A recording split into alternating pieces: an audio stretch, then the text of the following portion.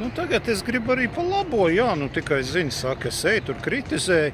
Nu, tad te Melnburnā sanāk, nu es tagad sanāk ziemeļkrastā un tai pusē dienvidkrasts, jā, nu tāds centrs pilsētas.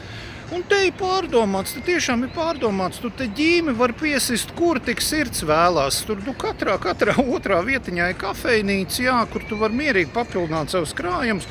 Nu, protams, ir mīnus, tu tur bišķiņ jāiedirš svešā dārziņā, bet, tās cenas, protams, ir nenormālākās. Līdz ar to, kas tev atliek, vai, kā pīzdot kaut ko, vai, kaut kā mēģināt muhļīt.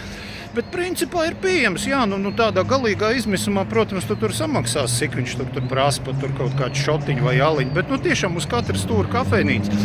Un viss kaut kur tāda porciņa normāli tieši, ka piemet ģīmi, tad uzreiz var izrubīties ēni, ir arī, ka ir tāds vārtrūmīts pāris, ko var piemīst piedirs. Ir tiešām padomāts par cilvēku. Šajā vietā es neko slikti nevaru teikt. Bišķiņ besī, bet tas iespējams ir pārieši tur, ka tur tai pusē man tāda mākslas vingrotāja kaut kāda plātās ar riņķiem, kaut kādiem grābekļiem mētājas. Bet arī nav tik traki, paņem sadzeries, aiziet iedot bietē. Arī risinām problēmu. Tā kā jā, šis ir tāds plusiņš, ko es pašlaik varu tā kā atzīt.